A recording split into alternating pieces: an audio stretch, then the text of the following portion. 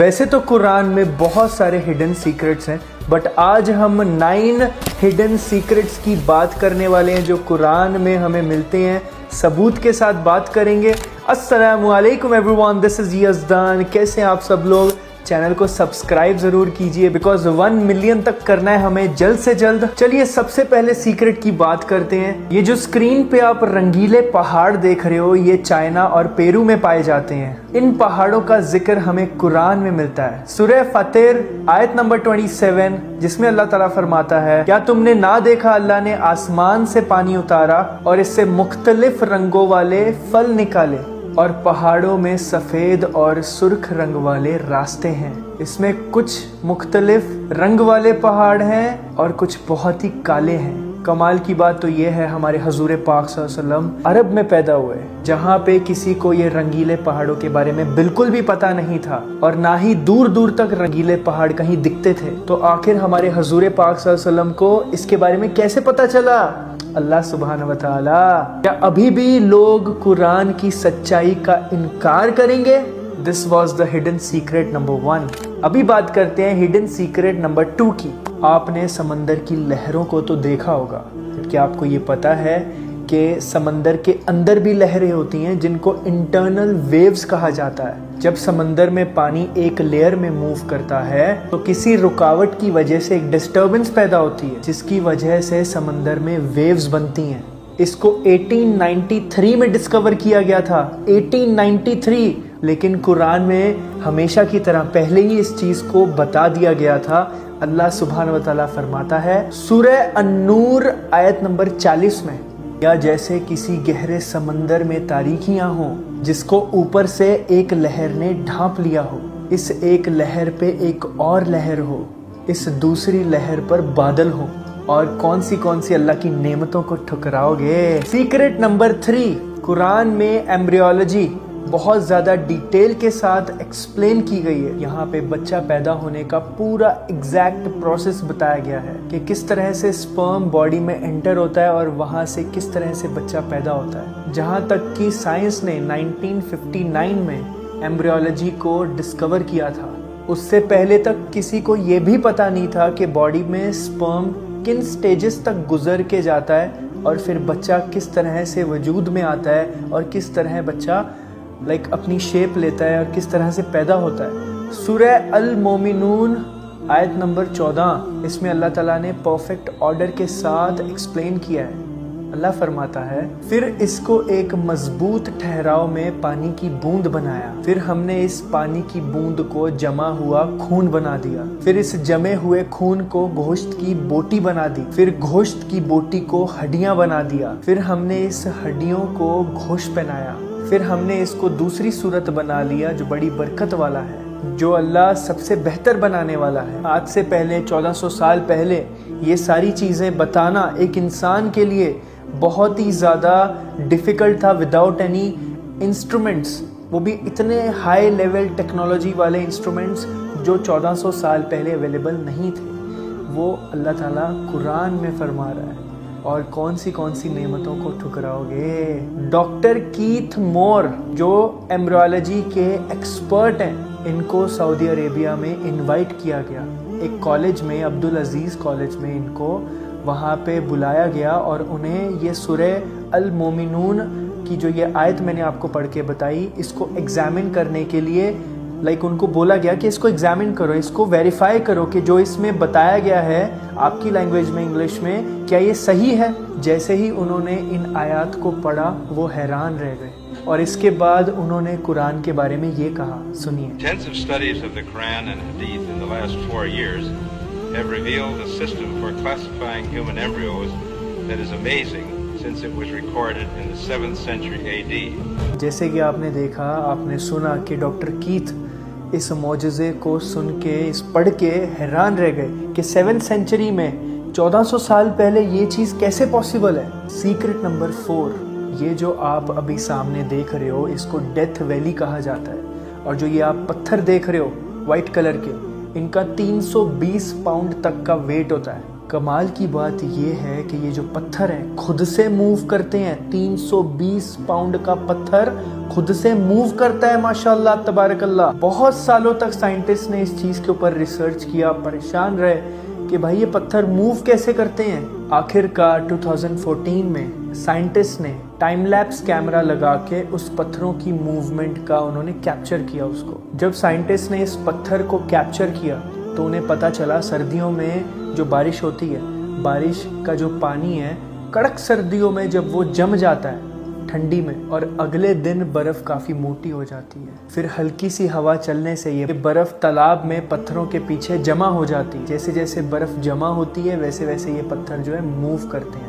اور قرآن میں اللہ تعالیٰ اس کے بارے میں کیا فرماتا ہے وہ آپ سنیے. سورہ البقرہ آیت نمبر 74 اللہ تعالیٰ قرآن میں فرماتا ہے, پھر اس کے بعد تمہارے دل سخت ہو گئے, پھر وہ پتھروں کی طرح ہیں بلکہ ان سے بھی زیادہ سخت ہیں, اور پتھروں میں سے کچھ وہ ہیں جن سے ندیاں بہہ نکلتی ہیں, اور کچھ وہ ہیں کہ جب پھٹ جاتے ہیں ان سے پانی نکلتا ہے, اور کچھ وہ ہیں جو اللہ کے ڈر سے گر پڑتے ہیں. اللہ تمہارے اعمال سے ہرگز بے خبر نہیں. یہاں پہ اللہ تعالیٰ نے ایک حیران کن بات کہی ہے کہ کچھ پتھر ایسے ہیں جو اللہ کے ڈر سے گر پڑتے ہیں. یہاں پہ پہاڑوں جیسے چٹان والے پتھروں کی بات نہیں ہو رہی جو ہوا کی وجہ سے یا پھر وہ لینڈ سلائڈ کی وجہ سے یا پھر دھرتی بھوکمپ آنے کی وجہ سے گرتے ہیں, اس کی بات نہیں ہو رہی. یہاں پہ موسٹ لائٹلی انہی پتھروں کی بات ہو رہی ہے جو یہ ڈیتھ ویلی والے پتھر ہیں جو اپنے آپ موو کرتے ہیں. 320 پاؤنڈ کے پتھر. سیکرٹ نمبر 5 سورہ البقرہ آیت نمبر 26 میں اللہ تعالیٰ فرماتا ہے, یہاں پہ اللہ تعالیٰ کا کہنے کا مطلب یہ ہے کہ اللہ تعالیٰ مچھر ہو یا مچھر سے بھی زیادہ چھوٹی کوئی چیز ہو اس کی بھی مثال دے سکتا ہے, لوگوں کو سمجھانے کے لیے, ہدایت دینے کے لیے. سائنس نے یہ ڈسکور کیا ہے کہ مچھر کے جو پر ہیں ایک سیکنڈ میں 300 سے لے کے 600 بار وہ پر کو پھڑپھڑاتا ہے. سوچو آپ, مچھر میں ایک ڈیٹیکشن ہوتا ہے کہ جس کی وجہ سے وہ جانور ہو یا انسان ہو دور سے ہی اس کو ڈیٹیکٹ کر لیتے ہیں, ان کو محسوس ہونے لگ جاتا ہے. یہ انٹرنل ان کا ایک سسٹم ہے. اسی طرح ان میں ہیٹ اور ویژول سینسرز بھی ہوتے ہیں. ماشاءاللہ تبارک اللہ سبحان اللہ, جو انہیں اپنا شکار ڈھونڈنے میں مدد کرتے ہیں. ہم دیکھتے ہیں نا کہ کارز میں 360 ڈگری کیمراز آئے ہوئے ہیں, ہے نا, 360 ڈگری دوسرے کیمراز بھی ہوتے ہیں جو ولاگرز لے کے گھومتے ہیں. مچھر کی آنکھ میں یہ چیز ڈسکور ہوئی ہے, اس کی آنکھ ایک 360 ڈگری ویژول دیکھ سکتی ہے اور رات کو بھی آسانی سے دیکھ سکتی ہے. آپ سوچیے الحمدللہ. اور کمال کی بات یہ ہے کہ مچھر دنیا کے ڈیڈلی اینیمل میں سے ایک ہے, ڈیڈلی مخلوق ہے, کیونکہ دنیا میں ہر سال 1 ملین سے زیادہ لوگ مچھر کی وجہ سے مرتے ہیں.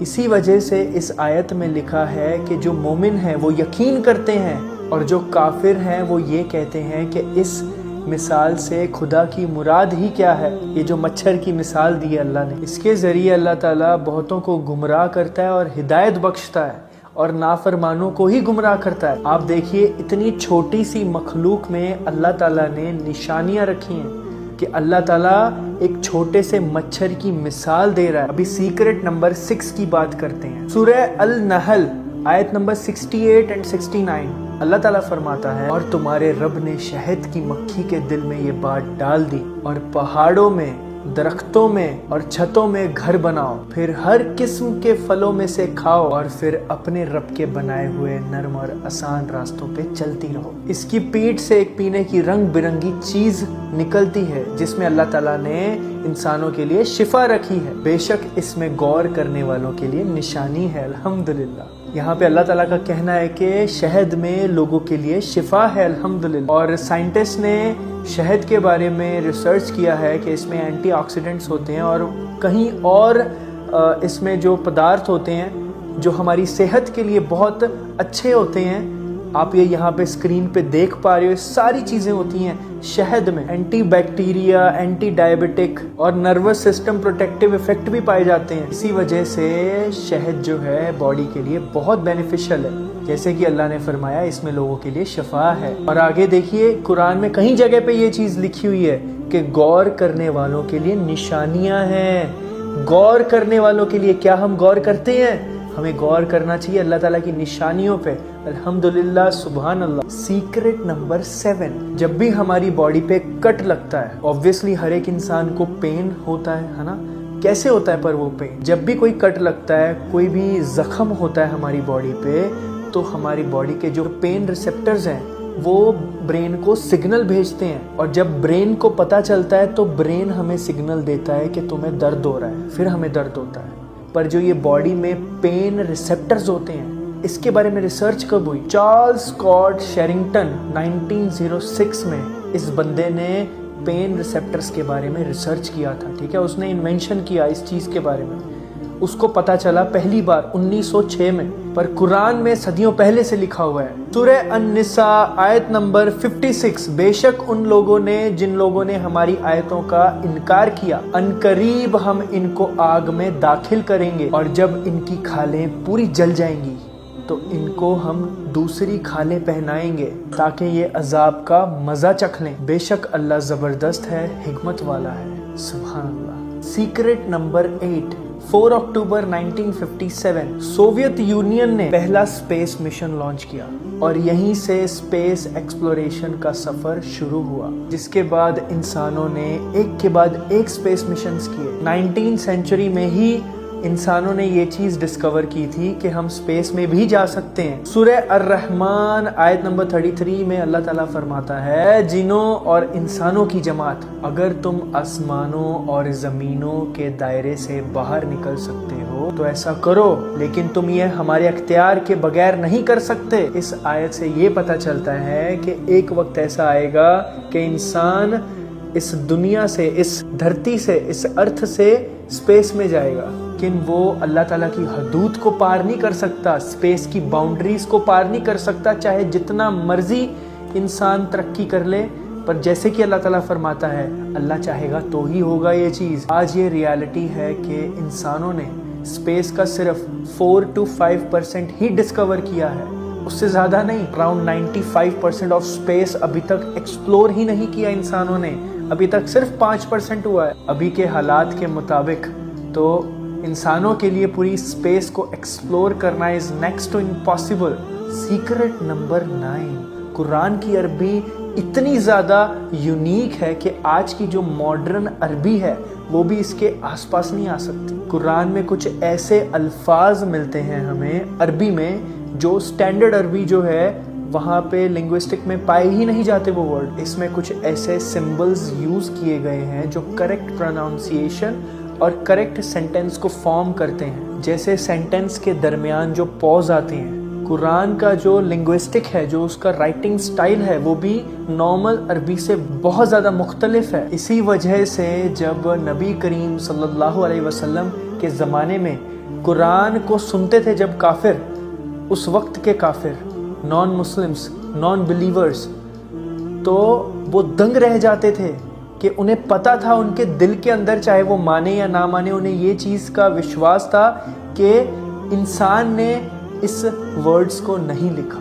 उन्हें ये चीज़ पता थी कि ये नॉर्मल इंसान के अल्फाज नहीं हो सकते, उस अल्लाह के अल्फाज ही हो सकते हैं। इसीलिए कुरान बाक़यामत तक पूरी दुनिया को चैलेंज दे रहा है। सूरह अल-इसरा आयत नंबर 88 में अल्लाह ताला फरमाता है कि पूरी मैनकाइंड, पूरे सारे इंसान मिलकर भी कुरान जैसी किताब प्रोड्यूस नहीं कर सकते, लिख नहीं सकते, और वक्त क़यामत तक है सबको। और ये चैलेंज सबके लिए ओपन चैलेंज है, उस वक्त के लोगों के लिए भी और आज के लोगों के लिए भी। आई होप आपको वीडियो अच्छा लगा होगा। अच्छा लगा है ज़रूर बताइएगा कमेंट सेक्शन में।